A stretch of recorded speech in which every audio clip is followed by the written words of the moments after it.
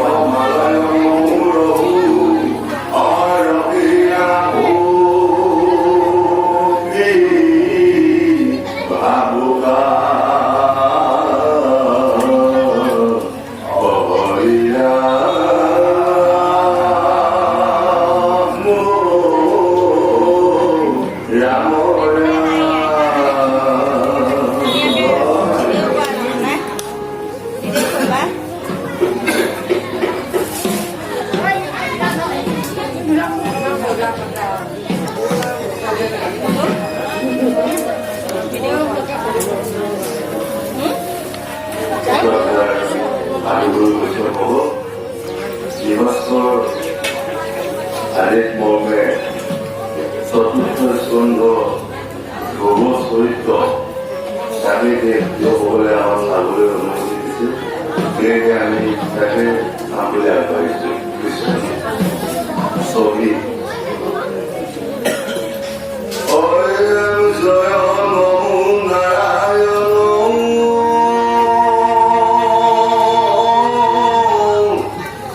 সৰ্ববিঘ্ন বিনাশন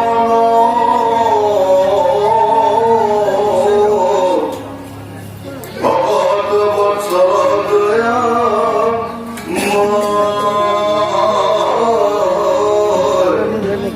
যাৰ সংগে অৱতৰী নানাবিধ মূৰ্তি ধৰি সৃষ্টি স্থিতি কৰন্ত প্ৰলয় হয় ৰাম নমো নমো ভগৱন্ত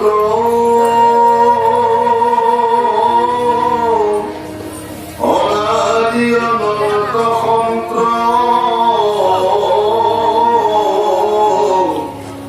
নিত্য নিৰঞ্জন নিৰাকাৰ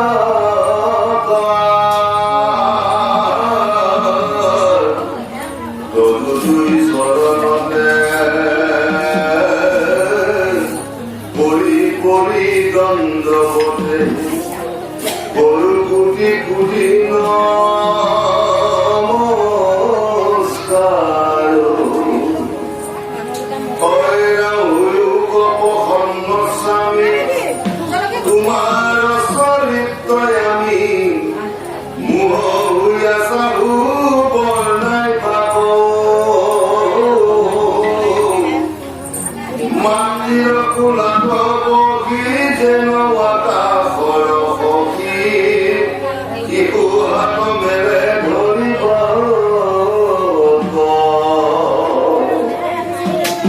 এই ভাগে ময়ো মোহ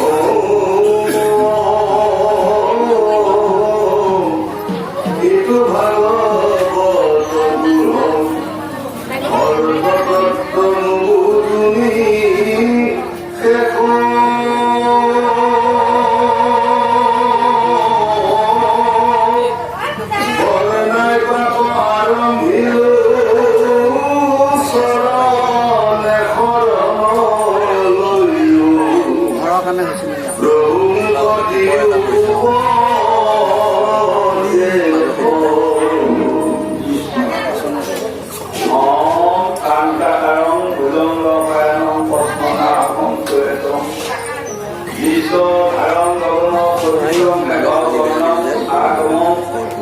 লক্ষ্মীকান্ত কমলধন গিৰি জ্ঞান গৈমম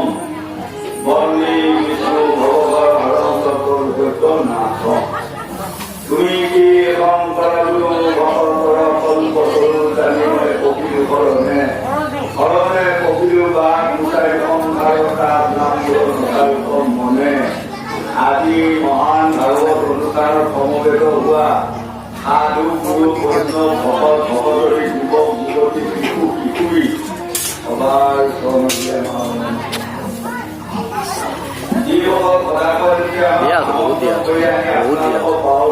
সুবিধাখন দিলে সেইসকলৰ বিষয়ে মংগল কৰক মনোবাঞ্ছা পূৰ্ণ কৰক আইবন পূৰ্ণ কৰক ঐশ্বৰ্য বিভূতি প্ৰদান কৰক আগলৈ এনেধৰণৰ মহান অনুষ্ঠান পাতি আমাৰ ভকতী লোকসকলক শক্তি তত্বৰ নীতি জ্ঞান দিয়ক বুলি মই ভগৱানৰ ওচৰত প্ৰাৰ্থনা কৰিছোঁ। আৰু আজি চতুৰ্থ খণ্ড দুৰ্গচৰিত্ৰ আখ্যানটো ইয়াত মেলা হৈছে। ইয়াতে আমি অলপে আপোনালোকৰ মাজত আজি ভাঙনি কৰি যাওঁ জানিবা অজানিলে যদি আমাৰ অলপবিলাক আৰ্থিক হয় আদায় মই আপোনালোকক ঘূৰাই লৈ আমাকো বুজি জ্ঞান দিব বুলি সভা ওচৰতে মই বহিবাদ পাৰিম। এতিয়া আজি এই দুৰ্গচৰিত্ৰ কথাখিনি কি কাৰণত আজি ভাগৱতক ঠাই পালে গংগা পাৰক তেতিয়া মহান ভাগৱত সময়ত সেই সময়ত পৰিচিততা সুখদেৱক প্ৰশ্ন কৰিলে গুৰুদেৱ আটাইতকৈ কম দিনৰ ভিতৰত ভগৱান লাভ কৰা কোনে লাভ কৰিলে তেতিয়া সুখদেৱে পৰীক্ষিত কৰিলে আটাইতকৈ কম সময়ৰ ভিতৰত গতি লাভ কৰা মানুহ এজনে আছিল এজনৰ শতাংশৰ দুইজন মানে আত্মাক বুজিব পাৰে বা ঈশ্বৰ লাভ কৰিব পাৰে আৰু কম দিনৰ ভিতৰতে 5 বছৰ বয়সত সমাপ্তে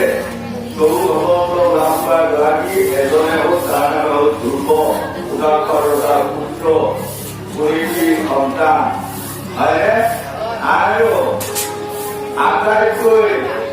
ভকত বৈষ্ণৱ কোন তেনেকৈ হ'ল এই কথাটো মোক অকণমান বুজাই দিয়কচোন বুলি আজি পৰিচিততাই সুখদেৱক মানে আহ্বান কৰিছে। তেতিয়া সুখদেৱে কৈছে ধন্য ধন্য ৰজা কৰি তোমালোকে বিগমৰ সময়ত তোমাৰ ইমান ভগৱন্তৰ কথা তোমাৰ আত্মাটো মানে আগবাঢ়ি আহি আছে তাৰ কাৰণে মই ধন্যবাদ দিছোঁ। এতিয়া আমাক এই কথাটো দুৰ্গচৰিত্ৰ লেখকে বুজালে যেনেকৈ মাতৃৰ ফুলাটো পক্ষী ডাঙৰ কবি শিশুহাতক নেৰে কৰি বাপ তেনেকৈ এগৰাকী মাতৃ ফুলা তিনি সন্তান ফুৰে কিন্তু আকাশৰ ফালে চালে মাৰিয়া নহয় তেতিয়া যোনটো দেখিলে তেতিয়া কি মানে হাও হাও কৰি মানে মাকক কাটি কৰি হুলস্থুল কৰি তাৰমানে মই এইটো ধৰি লয় ধৰি লয় তদু আজি লেখকে কৈছে মই ভাগৱতৰ ভক্ত বুজি পোৱা নাই তথাপি এই মহান ভাগৱত দেখা মানে মই আৰম্ভণি কৰিছোঁ যেনেকৈ এটা সন্তান বা কেঁচুৱাই মাকক ফুলাত দেখি চন্দ্ৰ ধৰিব আশা কৰি তেনেকৈ মই এটা আশা কৰিছোঁ। এতিয়া এটা বাকী আমাৰ অলপ আগমুহূৰ্তত বৰ্ণনা ঘূৰাই গৈ আছে মোক কম কৰোঁ কি বাচালক কমটো লংগাই পিন্ধি যত কৃপা কম বন্দী প্ৰবন্ধ মাৰো মাৰো এজন হওক কমু মই হওক মই বিকালংগ আপত্তি নাই যদি প্ৰভুমতে অকণমান মোক কৃপা কৰি মই কম আৰু যদি মই সুস্থ সবল মানুহ এজন এইটো সঁচা ভগৱানে মোক কিবা নাই তেনেহ'লে মই সুস্থ সবল হৈও খবৰ লোৱাব নোৱাৰিম এটা আমাক দেখুৱালে আৰু দেখুৱালে নমো নমো ভগৱন্ত অনাদি অনন্ত সন্ত অনাদি তাৰমানে যিজনৰ আদি গুৰি নাই আগুৰি নাই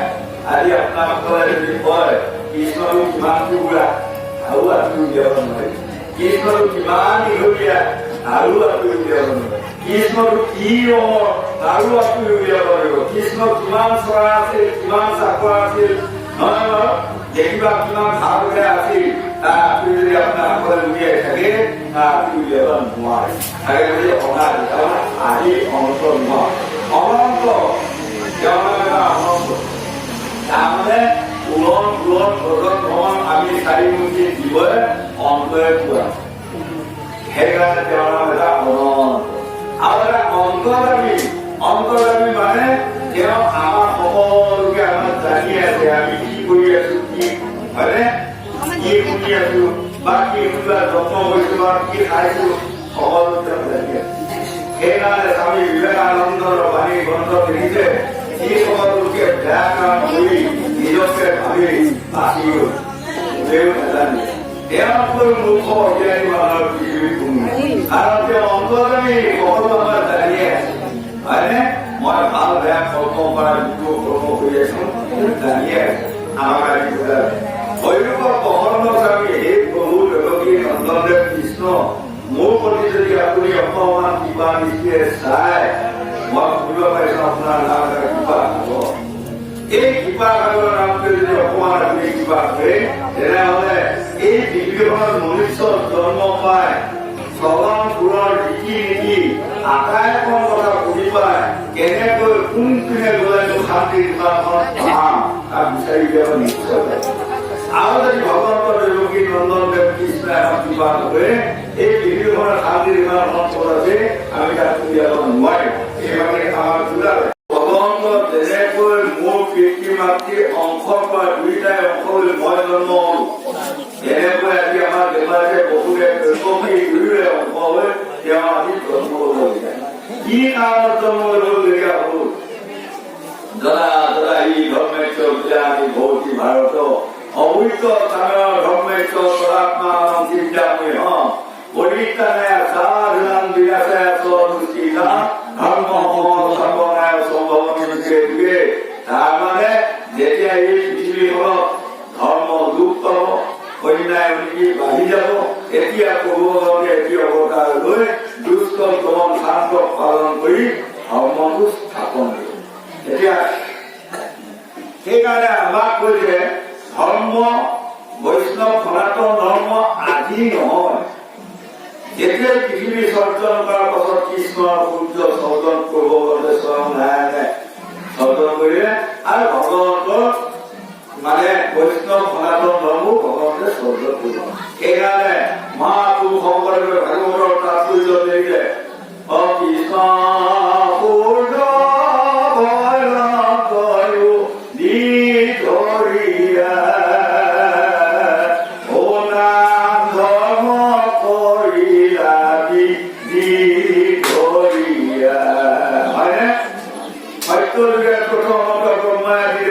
হৰিনাম কৰি লাগু পুত ইও কিবা মই হৰি নামক বেহৰ কৰি ধৰি পাপ কৰি লাগু পুত যিটো মহা মেলচদাতি সিও শুদ্ধ হৈ আদি মুখে মাত্ৰ হৰিনাম লয় হৰিল ভাৰতৰ নামক ঘৰলৈ ৰহিলা সমস্ত ভাগৱত তাৎপৰ্য মহাপুৰুষ শংকৰদেৱে লিখি থৈ গৈছে গতিকে বৈষ্ণৱ সনাতন ধৰ্মটো আদি ধৰ্ম নহয় চন্দ্ৰ সূৰ্য পৃথিৱীৰ সৃষ্টিৰ কালৰ পৰা বৈষ্ণৱ সনাতন ধৰ্ম আছে আৰু যেতিয়ালৈ আকাশত চাব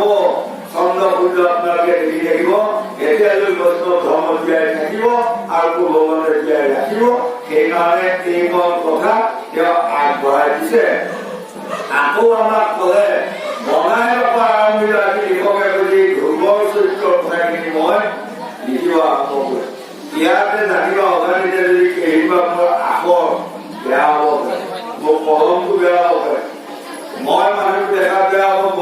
মই মানুহটো দেখাত মানে সকলোৱে মোক বেয়া পাব পাৰে কিন্তু মোৰ আখৰকেইটা আপোনালোকে চাব স্বয়ং নাৰায়ণৰ মুখৰ বাণী বুলি আপোনালোকে যদি আদৰি লয় তেনেহ'লে এইকেইটা আখৰৰ দ্বাৰাই ভুল কৰি আপোনালোকৰ মনৰ উপায় নিশ্চয় পাব আৰু আমাক সিদ্ধান্ত দি আছে